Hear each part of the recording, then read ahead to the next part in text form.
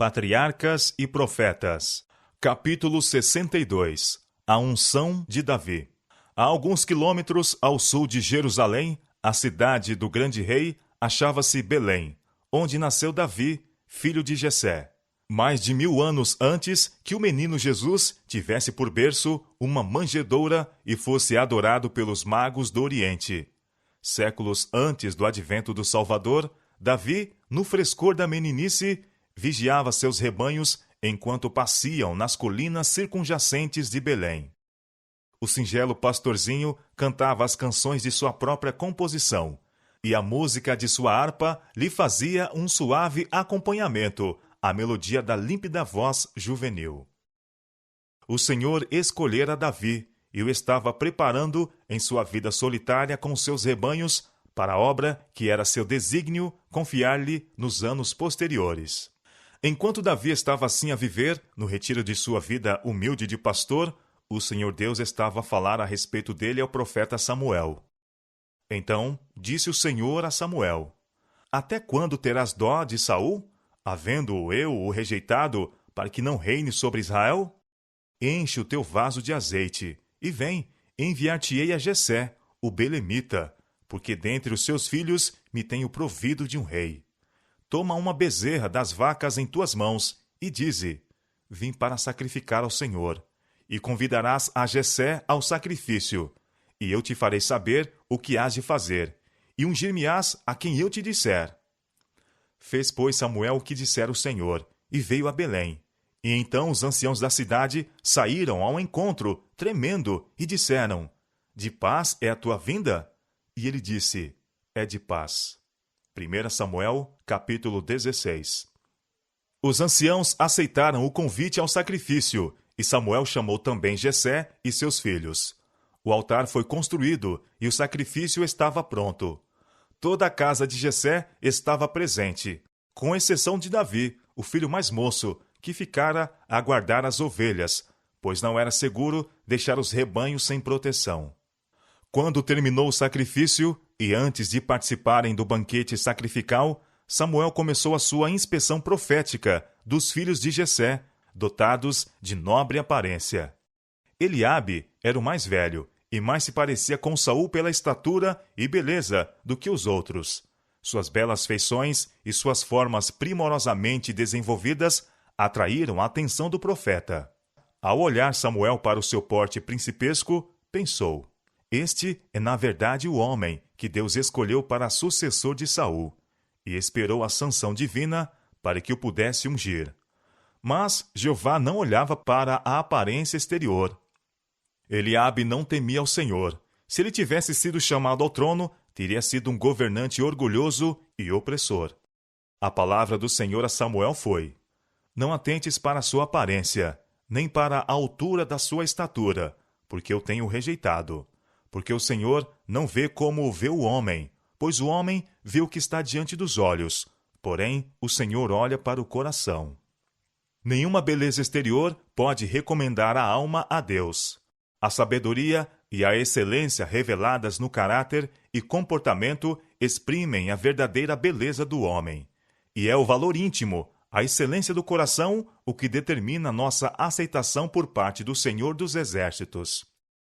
Quão profundamente devemos sentir esta verdade no juízo a nós mesmos e a outrem. Podemos aprender, pelo engano de Samuel, quão vã é a aparência que repousa na beleza do rosto ou no porte nobre da estatura. Podemos ver quão incapaz é a sabedoria do homem para compreender os segredos do coração, ou os conselhos de Deus, sem esclarecimento especial do céu. Os pensamentos e caminhos de Deus em relação às suas criaturas estão acima das nossas mentes finitas. Não podemos estar certos de que seus filhos serão levados a preencher precisamente o lugar para que estão habilitados e estarão aptos para cumprir o próprio trabalho confiado às suas mãos, se tão somente sujeitarem sua vontade a Deus, a fim de que seus planos beneficentes não sejam frustrados pela perversidade do homem. Eliabe saiu de sob a inspeção de Samuel, e os 6 irmãos que estavam assistindo ao serviço religioso vieram a seguir a ser observados sucessivamente pelo profeta. mas o Senhor não indicou a sua escolha em favor de qualquer deles. Com uma incerteza dolorosa, Samuel tinha olhado para o último dos moços. O profeta estava perplexo e confuso. Perguntou a Jessé: acabaram-se os mancebos? O pai respondeu: ainda falta o menor, e eis que apacenta as ovelhas. Samuel determinou que ele fosse chamado, dizendo: não nos assentaremos em roda da mesa, até que ele venha aqui. O solitário pastor ficou sobressaltado com o inesperado chamado do mensageiro, que anunciou que o profeta viera a Belém e o mandara chamar. Com surpresa, perguntou por que o profeta e juiz de Israel desejava falar com ele. Mas, sem demora, obedeceu à chamada. E era ruivo e formoso de semblante e de boa presença. Ao ver Samuel com prazer o pastorzinho formoso, viril e modesto, a voz do Senhor falou ao profeta, dizendo: levanta-te e unge-o, porque este mesmo é. Davi havia se mostrado bravo e fiel no humilde ofício de pastor, e agora Deus o escolhera para ser o capitão de seu povo. Então Samuel tomou o vaso do azeite e ungiu-o no meio de seus irmãos. E desde aquele dia em diante, o Espírito do Senhor se apoderou de Davi. O profeta tinha cumprido o trabalho que lhe havia sido designado, e com coração aliviado, voltou a Ramá. Samuel não tinha dado a conhecer a sua missão, mesmo a família de Jessé, e a cerimônia da unção de Davi fora efetuada secretamente. Foi aquilo uma indicação ao jovem acerca do alto destino que o aguardava, a fim de que, por entre todas as experiências variadas e perigos de seus anos vindouros, tal conhecimento pudesse inspirá-lo a ser fiel ao propósito de Deus que deveria ser cumprido por sua vida. A grande honra conferida a Davi não teve como resultado ensoberbecê-lo. Apesar do elevado cargo que deveria ocupar, continuou silenciosamente com sua ocupação, contente com esperar o desenvolvimento dos planos do Senhor, no tempo e maneira que lhe aprovessem. Tão humilde e modesto como antes de sua unção, o pastorzinho voltou às colinas e vigiava e guardava seus rebanhos com tanta ternura como sempre. Com nova inspiração, porém, compunha suas melodias e tocava em sua harpa. Diante dele se estendia uma paisagem de rica e variada beleza. As videiras, com seus cachos, resplandeciam à luz solar. As árvores da floresta, com sua verde folhagem, inclinavam-se com a brisa. Via o sol inundando os céus de luz, saindo como noivo de sua câmara e regozijando-se como um herói a percorrer o seu caminho. Havia os altivos cumes dos montes, dirigindo-se para os céus. A grande distância erguiam-se os áridos penhascos da muralha montanhosa de Moabe. Por cima de tudo, estendia-se o suave azul da abóbada dos céus. E além estava Deus. Ele não podia ver, mas suas obras estavam cheias de seu louvor. A luz do dia, dourando a floresta e a montanha, prados e ribeiros, elevava a mente a ver o Pai das luzes, o autor de toda a boa e perfeita dádiva. Revelações diárias do caráter e majestade de seu Criador enchiam o coração do jovem poeta, de adoração e regozijo.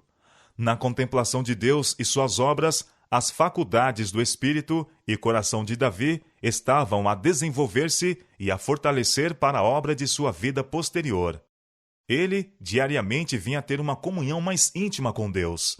Sua mente estava constantemente a penetrar novas profundidades, à busca de novos assuntos para inspirar seus cânticos e despertar a música de sua harpa. A pungente melodia de sua voz, derramada no ar, ecoava nas colinas como que em resposta ao regozijo do cântico dos anjos no céu. Quem pode medir os resultados daqueles anos de labuta e vaguear entre as solitárias colinas? A comunhão com a natureza e com Deus, o cuidado de seus rebanhos, os perigos e os livramentos, os pesares e as alegrias, coisas que eram próprias à sua humilde condição, não somente deviam modelar o caráter de Davi e influenciar na sua vida futura, mas também deveriam, mediante os salmos do suave cantor de Israel e em todas as eras vindouras, acender o amor e a fé nos corações do povo de Deus. levando-os mais perto do coração, sempre amante daquele em quem vivem todas as suas criaturas. Davi, na beleza e vigor de sua jovem varonilidade, estava se preparando para assumir uma elevada posição entre os mais nobres da terra.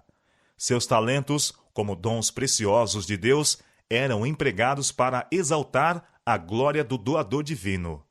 Suas oportunidades para contemplação e meditação serviam para enriquecê-lo daquela sabedoria e piedade que o tornavam amado de Deus e dos anjos.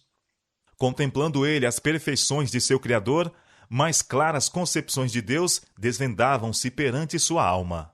Eram iluminados assuntos obscuros, dificuldades eram explanadas, harmonizadas perplexidades, e cada raio de nova luz provocava novas expansões de transportes e mais suaves antífonas de devoção para a glória de Deus e do Redentor. O amor que o movia, as tristezas que o assediavam, os triunfos que o acompanhavam, tudo eram assuntos para o seu ativo pensamento. E ao ver o amor de Deus em todas as providências de sua vida, seu coração palpitava com mais fervorosa adoração e gratidão. Sua voz soava com mais opulenta melodia, sua harpa era dedilhada com alegria mais exultante. E o moço pastor ia de força em força, de conhecimento em conhecimento, pois o Espírito do Senhor estava sobre